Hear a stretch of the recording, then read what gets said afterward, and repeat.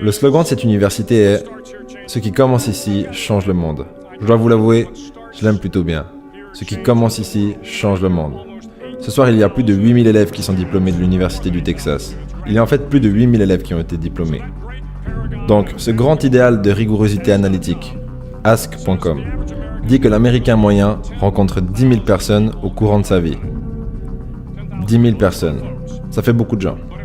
Mais si chacun d'entre vous changeait la vie de juste 10 personnes, et si chacune de ces 10 personnes change la vie à leur tour de 10 autres personnes, et ainsi de suite, d'ici 5 générations, dans 125 années, les classes de 2014 auront changé la vie de 800 millions de personnes. 800 millions de personnes. Pensez-y. Plus du double de la population des États-Unis.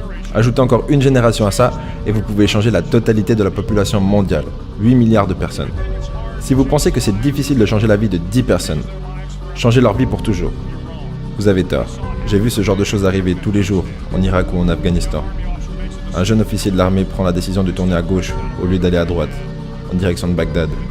Et les 10 soldats avec lui sont sauvés d'une embuscade. Dans la province de Kandahar, en Afghanistan, un sous-officier de l'équipe féminine sent que quelque chose ne va pas et éloigne toute une section d'une bombe IED, ce qui sauva la vie d'une dizaine de soldats. Mais si vous y pensez, non seulement ces soldats ont été sauvés par la décision d'une personne, mais leurs enfants ont été sauvés. Et les enfants de leurs enfants. Des générations ont été sauvées par une décision, une personne. Mais changer le monde, ça peut arriver n'importe où, et n'importe qui peut le faire. Donc, ce qui commence ici peut en effet changer le monde. Mais la question est, à quoi ressemblera le monde après que vous l'ayez changé? J'ai confiance dans l'idée qu'il sera bien meilleur. Mais si vous voulez bien écouter ce vieux matelot juste un petit moment, j'ai quelques suggestions qui pourraient vous aider sur votre chemin pour changer le monde. Et même si ces leçons ont été apprises pendant que j'étais à l'armée, je peux vous assurer, peu importe que vous soyez en uniforme ou pas, peu importe votre sexe, votre ethnicité, votre religion ou votre orientation, ou encore votre statut social, nos difficultés dans ce monde sont similaires. Et les leçons pour surmonter ces difficultés, et pour aller de l'avant, et se changer soi-même, et changer le monde autour de nous, s'appliqueront à valeur égale à vous tous. J'ai été un Navy SEAL pendant 36 ans, mais tout a commencé quand j'ai quitté l'Université du Texas pour m'inscrire aux cours de base de Navy SEAL à Colorado, en Californie. Les cours de base Navy SEAL, c'est 6 mois de longues courses douloureuses dans le sable fin, des nages de minuit dans l'eau glacée de San Diego, des courses d'obstacles, des entraînements calisthenics interminables, plusieurs jours de suite sans sommeil, et tout ça en ayant toujours froid et en étant mouillé et misérable. Ces 6 mois en étant constamment harcelés par des guerriers entraînés, qui cherchent à trouver les faibles d'esprit et de corps pour les éliminer afin qu'ils ne deviennent pas des Navy SEAL.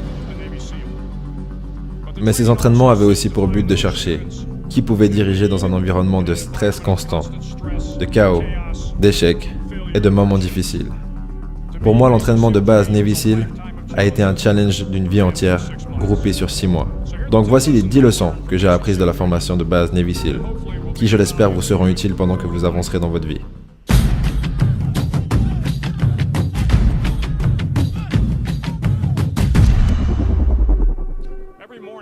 Tous les matins, à l'entraînement Navy SEAL, mes instructeurs, qui à l'époque étaient tous des vétérans du Vietnam, arrivaient dans mon dortoir et la première chose qu'ils faisaient, c'était inspecter mon lit.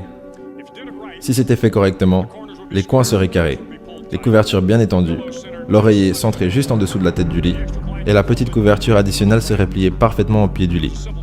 C'était une simple tâche, banale au mieux, mais chaque matin, nous avions l'obligation de faire notre lit à la perfection. Ça semblait un petit peu ridicule à ce moment, surtout si l'on tient compte du fait que nous aspirions à devenir des vrais guerriers, des SEALs endurcis au combat. Mais la sagesse de cette simple action m'a été prouvée de nombreuses fois. Si vous faites votre lit tous les matins, vous aurez accompli la première tâche de la journée. Ça vous donnera un petit sentiment de fierté.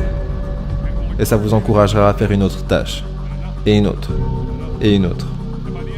Et d'ici la fin de la journée, l'accomplissement de cette tâche terminée se transformera en de nombreuses tâches terminées. Faire votre lit renforce également le fait que les petites choses comptent. Si vous n'êtes pas capable de faire les petites choses correctement, vous ne serez jamais capable de faire les grandes choses correctement. Et si par manque de chance vous passez une mauvaise journée, vous rentrerez chez vous et le lit sera fait. Vous l'aurez fait. Et un lit fait est un encouragement qui vous informe que demain sera un meilleur jour. Donc si vous voulez changer le monde, commencez par faire votre lit.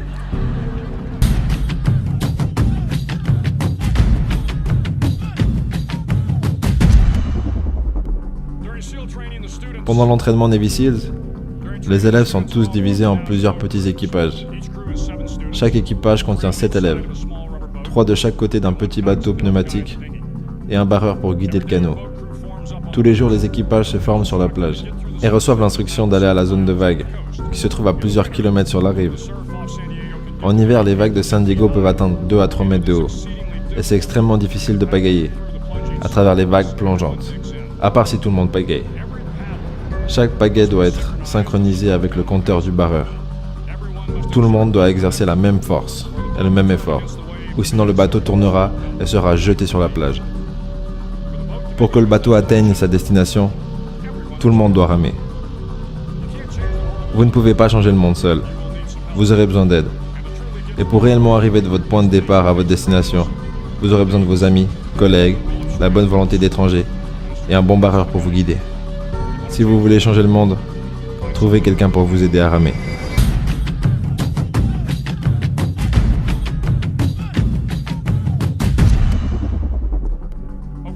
Après quelques semaines d'entraînement difficile, ma classe qui comptait 150 hommes n'en contenait maintenant plus que 42. Il y avait donc plus que 6 bateaux avec 7 hommes sur chaque bateau.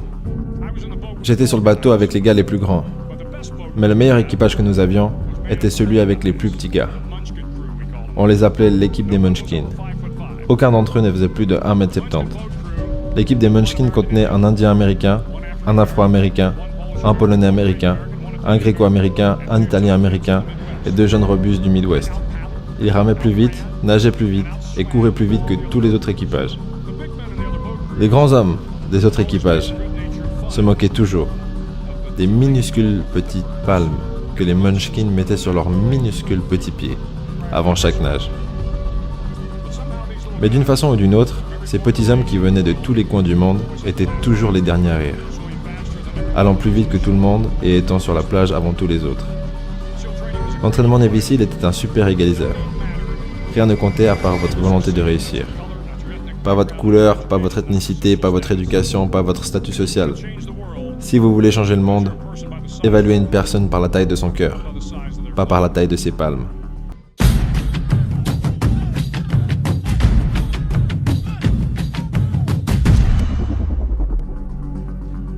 Plusieurs fois par semaine, les instructeurs alignaient les classes et faisaient une inspection des uniformes.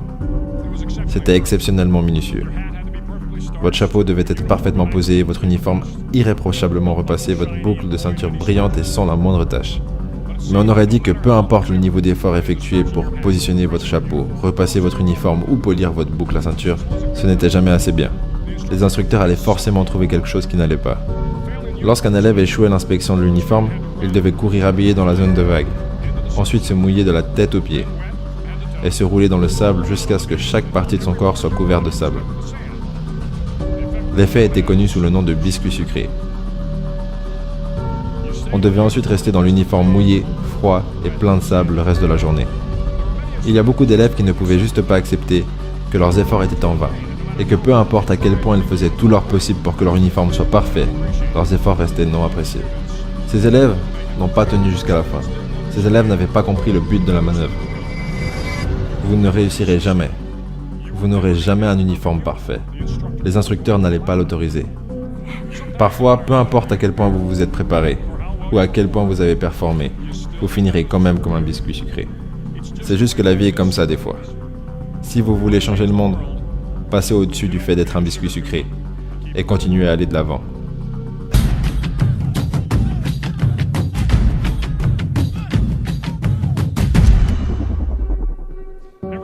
Tous les jours pendant l'entraînement, vous êtes challengé par de multiples challenges physiques. De longues courses, de la nage, des courses d'obstacles, des heures de calisthenics, des choses faites pour tester votre mental. Tous les événements avaient des standards de temps qui devaient être atteints. Si vous échouez par rapport à un standard, votre nom était ajouté à une liste. Et à la fin de la journée, ceux qui étaient sur la liste étaient invités au cirque. Le cirque, ça voulait dire 2 heures additionnelles de calisthenics, créées pour vous détruire votre esprit, pour vous forcer à abandonner. Personne ne voulait aller au cirque. Aller au cirque, ça voulait dire que vous n'avez pas été à la hauteur. Le cirque voulait dire plus de fatigue, et plus de fatigue voulait dire que le jour suivant allait être plus difficile, et ça augmentait les probabilités de devoir retourner au cirque. Mais pendant une période, pendant l'entraînement Navy Seal, tout le monde est passé par le cirque. Mais une chose intéressante est arrivée à ceux qui étaient constamment sur la liste. Avec le temps, ces élèves qui faisaient 2 heures de plus de calisthenics devenaient plus forts et plus forts.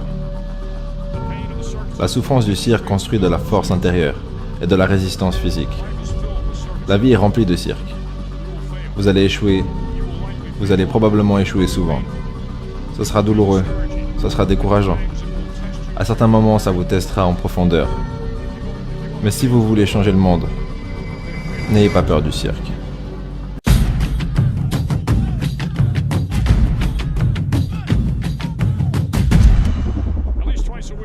Au minimum 3 fois par semaine, les stagiaires devaient faire la course d'obstacles. La course d'obstacles contenait 25 obstacles, en incluant un mur de 3 mètres, un filet de chargement de 10 mètres et des fils barbelés sous lesquels on devait ramper pour vous donner quelques exemples. L'obstacle le plus challenging était le glisse pour la vie. Il y avait une tour de 3 étages qui faisait 10 mètres de haut d'un côté et une tour à 1 étage de l'autre côté. Au milieu, il y avait une corde qui faisait plus de 60 mètres de long. Il fallait grimper la tour à 3 étages et une fois au sommet, attraper la corde et passer sous la corde pour vous tirer main après main, jusqu'à ce que vous soyez arrivé de l'autre côté.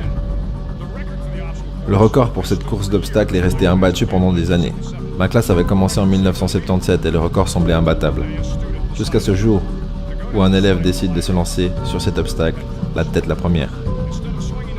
Au lieu de se balancer en dessous de la corde pour descendre, il est bravement monté sur la corde et s'est poussé en avant. C'était un mouvement dangereux, en apparence stupide et énormément risqué. L'échec aurait pu vouloir dire blessure et du coup être viré de l'entraînement. Mais sans la moindre hésitation, l'élève se glisse le long de la corde avec une rapidité périlleuse. Au lieu de plusieurs minutes, il lui aura fallu que la moitié du temps.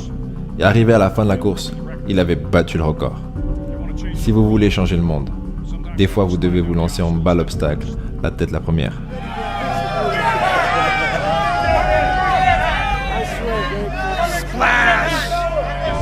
All in. Come on. Right there. Splash!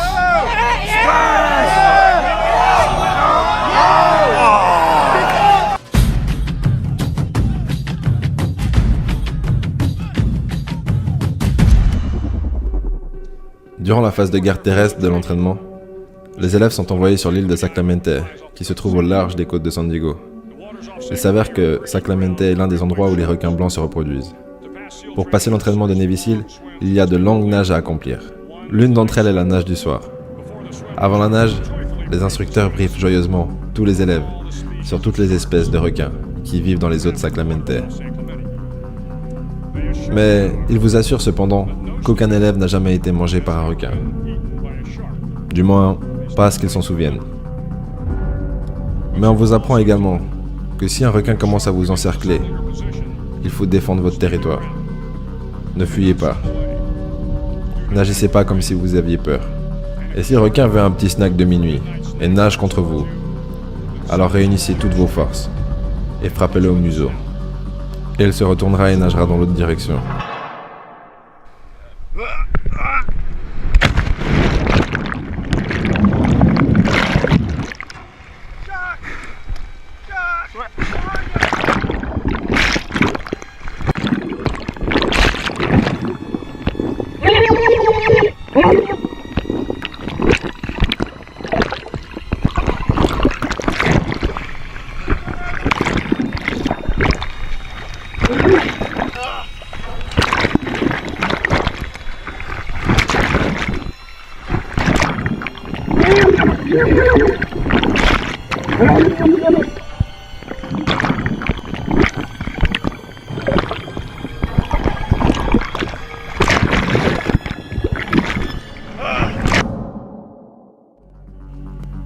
Il y a beaucoup de requins dans le monde.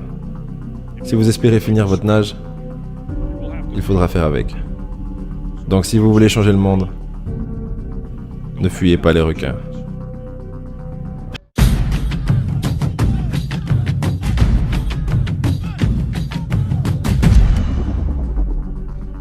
En tant que Navy SEALs, une de nos tâches était de mener des attaques sous-marines contre des transports maritimes ennemis. Nous avons énormément pratiqué cette stratégie pendant l'entraînement. La mission d'attaque de transport maritime consiste à avoir 2 plongeurs Navy SEALs lâchés dans le port ennemi, qui doivent ensuite nager plus de 3 km sous l'eau avec rien d'autre qu'une jauge de profondeur et une boussole pour atteindre la cible. Pendant toute la nage, bien en dessous de la surface, il y a un peu de lumière qui passe à travers l'eau. C'est réconfortant de savoir qu'il y a quelque chose en dessus de vous. Mais plus vous vous approchez du bateau, plus la lumière s'atténue. La structure métallique du bateau bloque la lumière de la lune et bloque les lumières des alentours. Ça bloque toutes les lumières ambiantes. Pour réussir votre mission, vous devez nager en dessous du bateau pour trouver la quille, la ligne centrale, au niveau le plus profond du bateau. Ceci est votre objectif. Mais la quille est aussi la partie la plus sombre du bateau, où vous ne pouvez pas voir vos mains en face de votre visage, où le bruit de la machinerie du bateau vous assourdit, et où il devient facile d'être désorienté. Et vous pouvez échouer. Tous les Navy SEALs savent qu'en dessous de la quille, au moment le plus sombre de la mission, ce moment où vous avez besoin d'être calme, où vous devez être calme, où vous devez être composé, quand toutes vos compétences tactiques, votre force physique et votre force intérieure doivent être réunies. Si vous voulez changer le monde, vous devez être la meilleure version de vous-même dans les moments les plus sombres.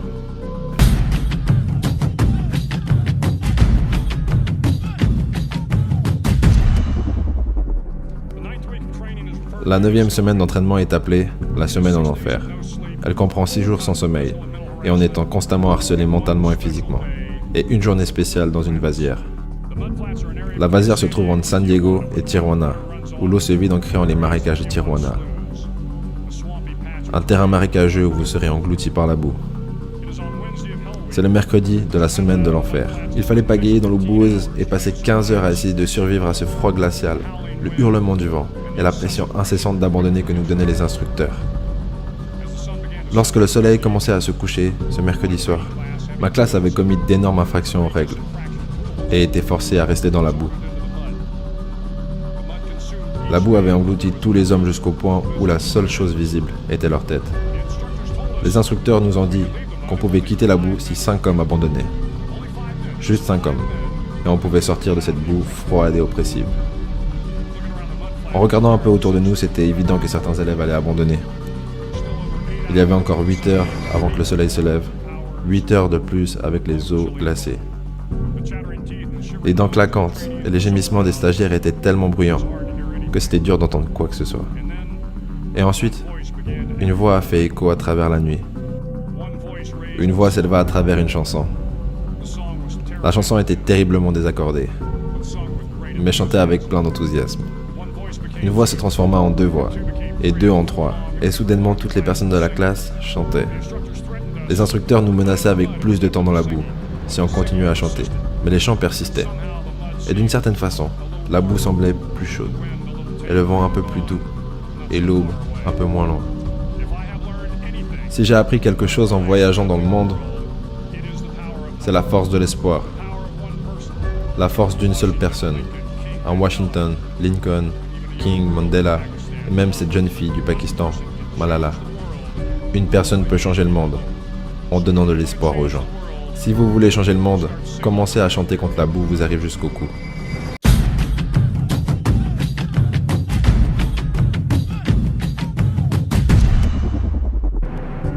Pour finir, pendant l'entraînement des Navy SEALs, il y avait une cloche. Une cloche en laiton qui était accrochée au milieu du terrain pour que tous les élèves la voient. Tout ce que vous aviez à faire pour abandonner, c'était sonner la cloche. Sonnez la cloche et vous n'avez plus besoin de vous lever à 5 heures du matin. Sonnez la cloche et vous n'avez plus besoin d'être dans ce froid glacial. Sonnez la cloche et vous n'avez plus à faire ces parcours d'obstacles et ces entraînements physiques. Et vous n'avez plus à endurer la difficulté de ces entraînements. Tout ce que vous avez à faire, c'est sonner la cloche pour sortir. Si vous voulez changer le monde, ne sonnez jamais, jamais la cloche.